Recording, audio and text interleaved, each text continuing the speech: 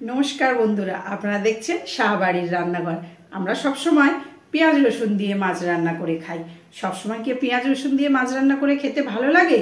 আজকে করব পেঁয়াজ রসুন ছাড়া কাতলা মাছের ঝোল, আলু আর সিম দিয়ে।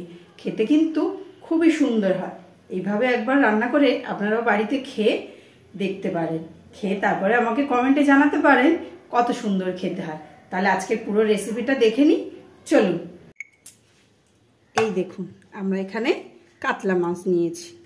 এখানে আমি 10 পিস কাতলা মাছ নিয়েছি। হলুদ দিয়ে দেব,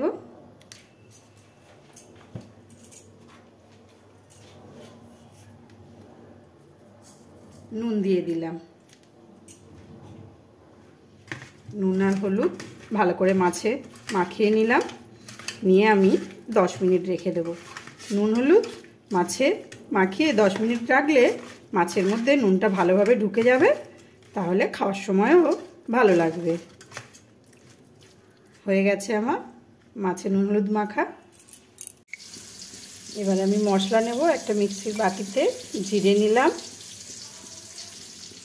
কটা শুকনো লঙ্কা দিলাম। এবারে জল দিয়ে আমি এটাকে মিহি পেস্ট করে নেব।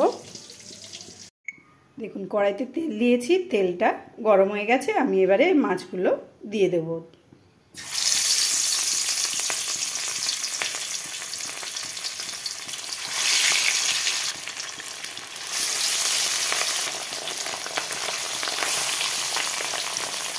দেখুন, মাছগুলো ভাজা হয়ে গেছে। এক পিস উল্টে দিলাম, আর এক পিস।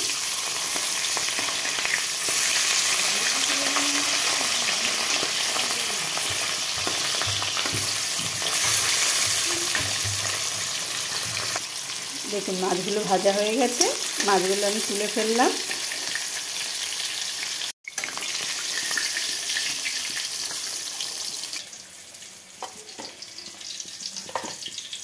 এইভাবে আমি সব মাছগুলো ভেজে নেব। এই দেখুন, সব কটা মাছ এখানে আমার ভাজা হয়ে গেছে। এবারে ওই মাছের তেলে আমি ডালের বড়িগুলো ভেজে নেব।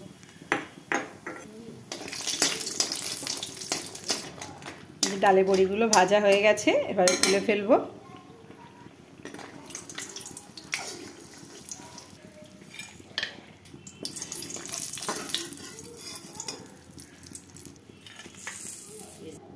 ফোড়নে দিলাম কালো জিরে।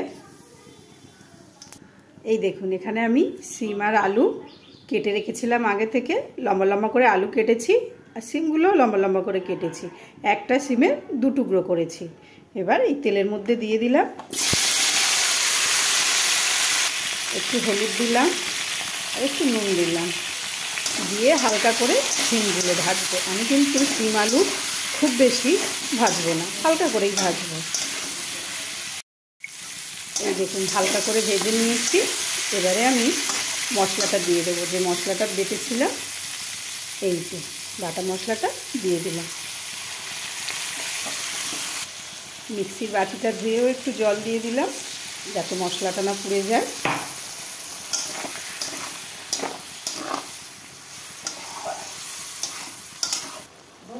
হলুদ দিয়ে দিলাম, নুন দিলাম। আমি কিন্তু এই রান্না কোনো চিনি দেব না।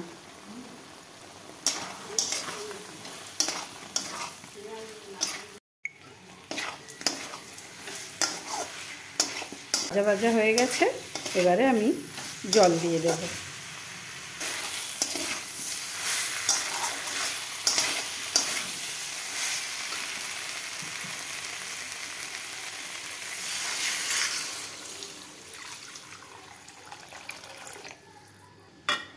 পরিমাণ মতো জল দিয়ে দিলাম।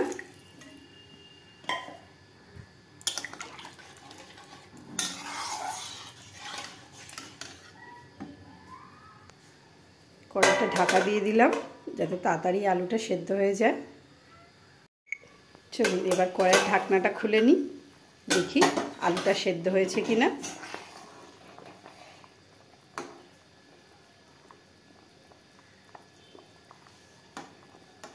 আলু প্রায় সেদ্ধ হয়ে এসছে। এবার আমি ভাজা মাছটা দিয়ে দেব। মাছ বড়ি একসাথে দিয়ে দিলাম, না তো বড়িটা সেদ্ধ হবে না। বড়িটা আমি যদি পরে দিই তাহলে বড়িটা আর সেদ্ধ হবে না। মাছ বড়ি একসাথে দিয়ে আরও কিছুক্ষণ ভালো করে ফুটিয়ে নেব।